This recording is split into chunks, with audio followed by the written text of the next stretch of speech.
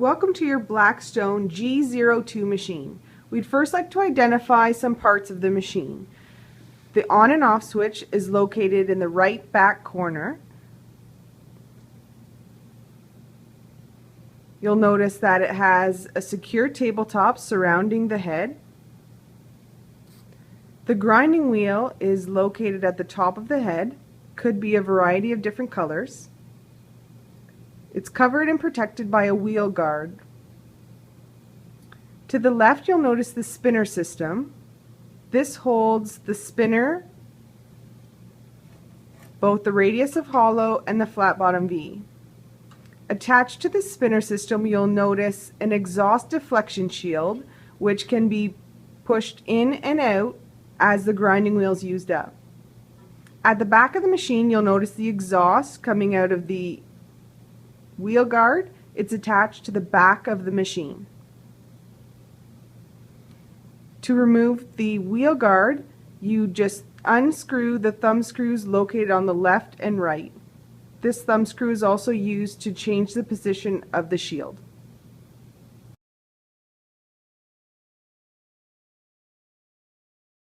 When your machine arrives, your first step is to attach your exhaust. You'll notice a black hose already exists connecting the exhaust on the wheel guard to the input exhaust in the back of the machine.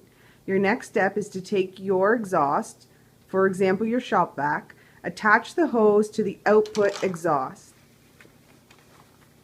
Your hose should be 2 inches. If necessary, tighten with a 2-inch hose clamp.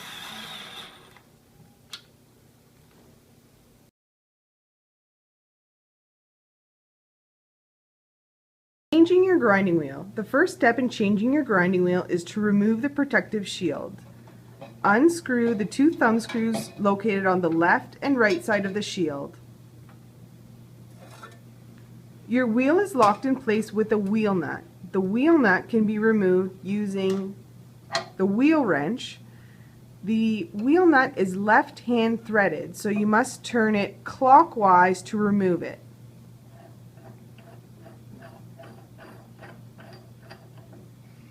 When installing a new wheel, it is strongly advised to do a ping test before installing each wheel. Suspend the wheel and lightly tap the wheel and listen for a ring. If you do not hear a ring and you hear a dull sound, there is a fracture in the wheel and it should be discarded and use a new one.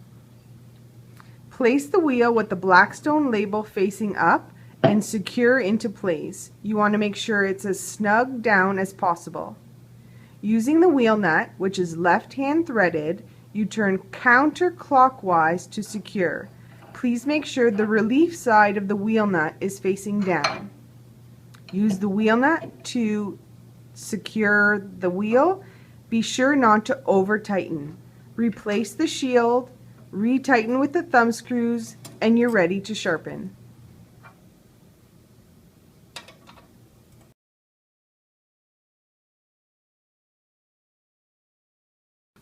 Blackstone Sports has created the spinner system. The spinner system comes in 2 forms, a single spinner mechanism as well as a revolver spinner.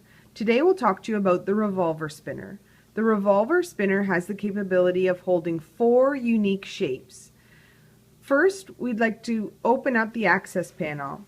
This access panel is attached to the wheel guard and allows you to change and rotate your spinners. Each spinner is held on by a drag cap. This drag cap is used to tighten and hold the spinner, creating drag, which generates friction, which generates the shape onto the grinding wheel. The drag cap is left-hand threaded, which requires a clockwise turn to remove it and a counterclockwise turn to tighten. On the drag cap, you'll notice a bronze washer. This bronze washer is what drags on the spinner, creating our friction. You'll also notice in between the 4 spinners a 4-pronged knob. This is referred to as the revolver key. This revolver key is removable because as the wheel is used, it will get smaller, and due to the travel of the spinner system, the revolver key will eventually make contact with the access panel. To the left of the spinner system, you'll find our feed screw. The feed screw is used to bring the spinners in and out of the wheel.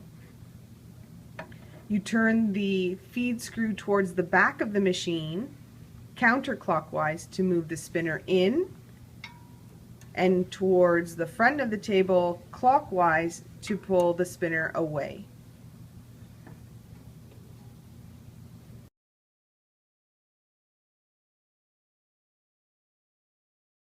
Installing your spinner.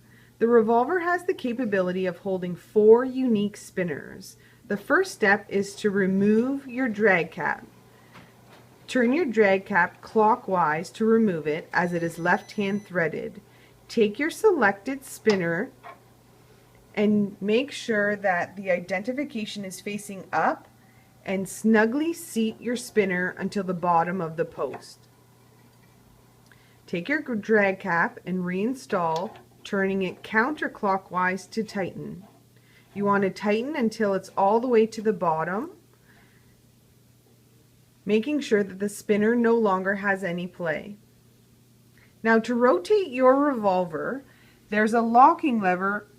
Push the locking lever to the left while turning your revolver key to the next position. You can hear the revolver lock into place, and you no longer have any play with the spinner. The Avery label 5461 is a perfect shape for identifying the spinner in place. Remove your drag cap, place your new spinner, seat it snugly, and replace your spinner with its new identification. You're now ready to dress the stone.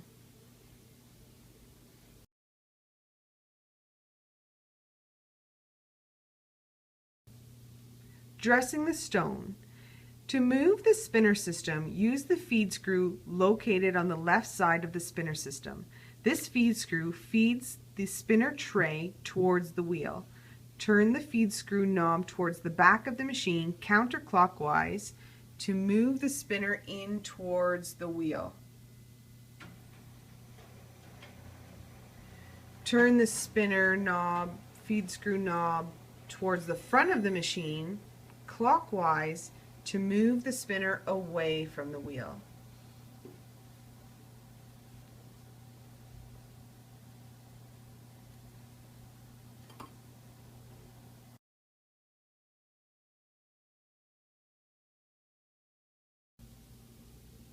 It's important to learn how to dress a brand new stone. It's a little different than dressing a stone that's already been dressed, because the corners of a brand new wheel are very sharp. These sharp corners, if not dressed properly and slowly, can really burn and damage the spinner. Turn on your grinding wheel head.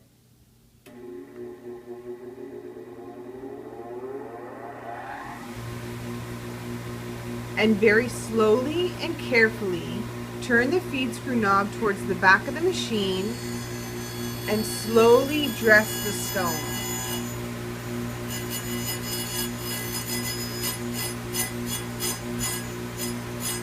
Continue dressing slowly until the grinding wheel and the spinner are turning in smooth revolutions.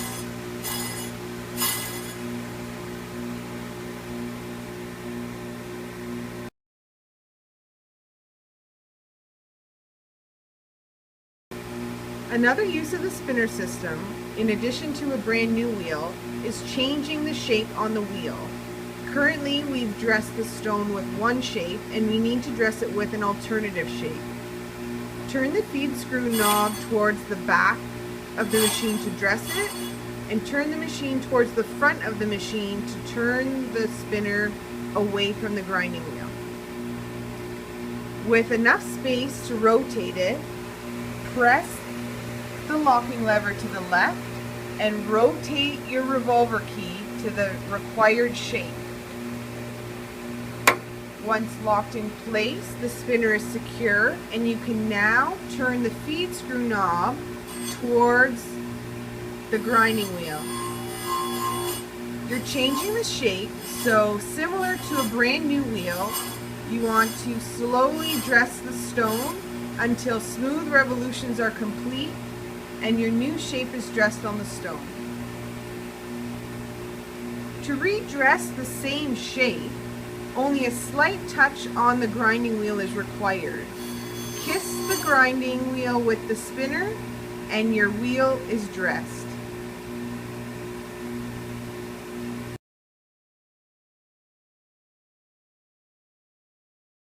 Your tri-lie holder is what holds your skate as you sharpen. At the top, you'll see the top screw. It's attached to the post. The post is where the bronze clamp seats. The bronze clamp has a wear ring. It's in bronze color. This ring is replaceable. It has a cam arm. This cam arm is what tightens your bronze clamp to the holder, to the skate. There are 3 adjustment knobs, left, right, and pitch. The left and right adjustment knobs tilt it up and down, and the pitch tilts your boot forwards or backwards. Also, you have 2 grips and a felt pad located on the bottom. The felt pad is attached to your base plate, and in the center you'll notice the middle plate.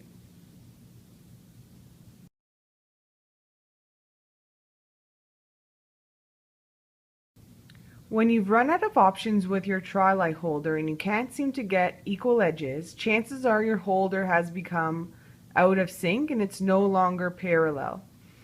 We supply a U-block. The U-block can be used to reset your holder back to close to factory settings. You'll notice when you receive your U-block that there are 3 different etchings. We have XO2, XO1, as well as tri-lie.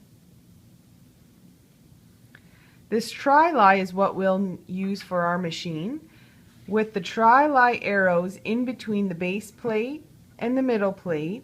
Slide it underneath each of the 3 knobs. If it seats under each one, then it's back to normal. Adjust your knobs up and down until the block seats underneath.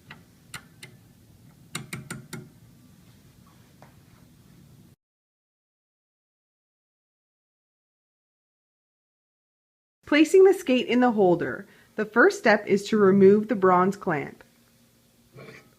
Take your skate and slide it over top of the post.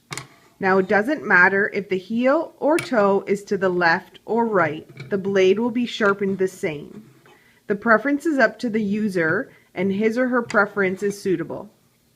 Once your blade is in place, be sure that the blade has an overhang from the anvil plate. Once secure, replace the bronze clamp and lift the cam arm. The cam arm should not have any more travel than 12 o'clock. If it's past 12 o'clock, then tighten your top screw slightly and the cam arm should have less travel. The purpose of tightening the bronze is to make sure that the blade is parallel to the table. It's also good practice to make sure that the boot is making 0 contact with the holder. You don't want any interference. If there's interference, adjust the blade in the holder to the left or right so there's no more contact.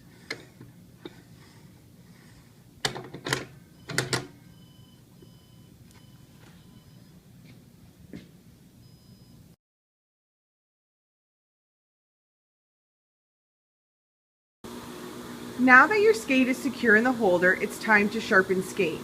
The first step is to make sure that the center of the blade matches the center of the shape on the grinding wheel.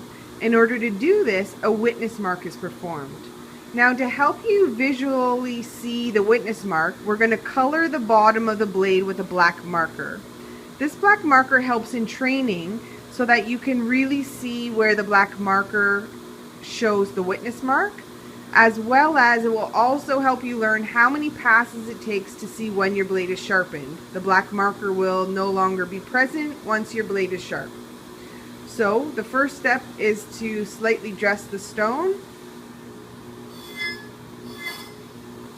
And we're just going to kiss the blade to the grinding wheel.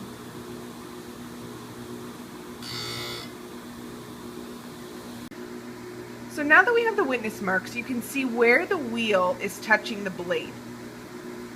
We've got 3 examples here of how the blade touches the middle, the lower, and the top of the blade. If your witness mark is on the top of the blade, it means the grinding wheel is grinding too high and you need to raise your blade. Turn your knob up so that it raises the anvil plate.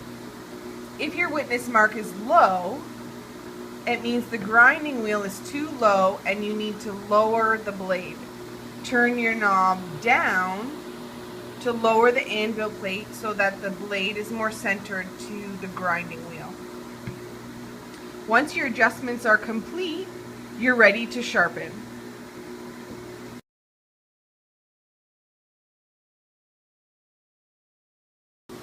It's time to sharpen the skates. Place your hands on the grips. You want to make sure that you don't place your hands on the boot because you'll put unwanted pressure on the boot and change the blade and how it's sharpened. We move the skate from the right to the left with the turning radius of the grinding wheel. We use the grinding wheel to help the motion with the pass. Starting from your heel or toe, make contact with the grinding wheel. The key to a sharpening is a smooth, consistent, equal pressure pass. You want to continue making this pass in the same motion. Practice makes perfect. You want to make sure that it's even. Pay attention to the sparks and to the sounds. You can hear it uneven pressure and you can see the sparks come and go. This is not what we want. We want a nice, smooth, consistent pass.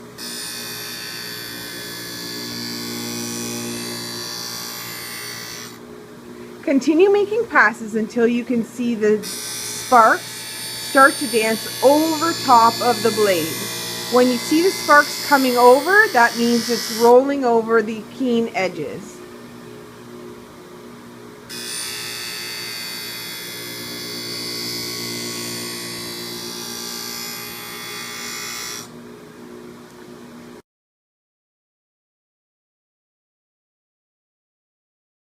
Your blade has now been sharpened and it's time to do your final pass.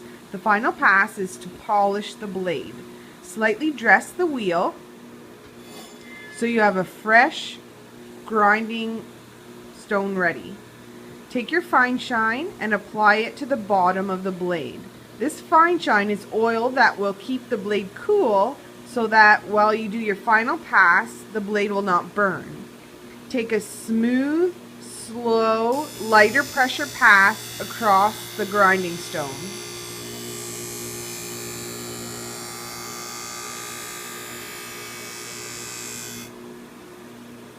Once complete, remove the blade and it's time to hand hone.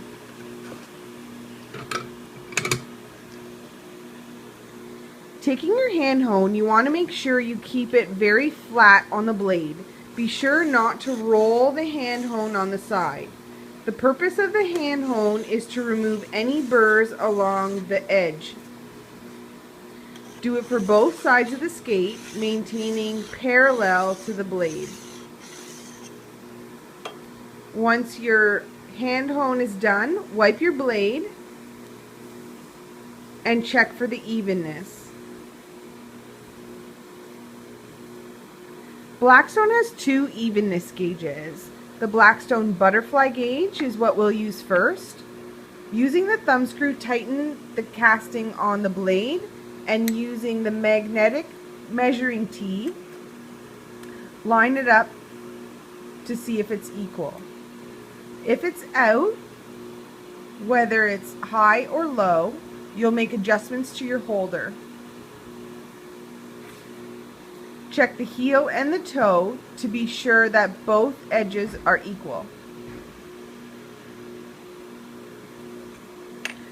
The Blackstone back gauge is another leveling tool. Press the thumb clamp over top and make sure that the black bat wings make contact with the blade. You should make sure that on the left and right, the pointers point to the same measurement. Again, measure the heel and the toe to confirm equal edges. It's important to remember how your boot was in your skate holder because this is how your adjustments will be made. Continue making adjustments if necessary and resharpen and redo your finishing pass.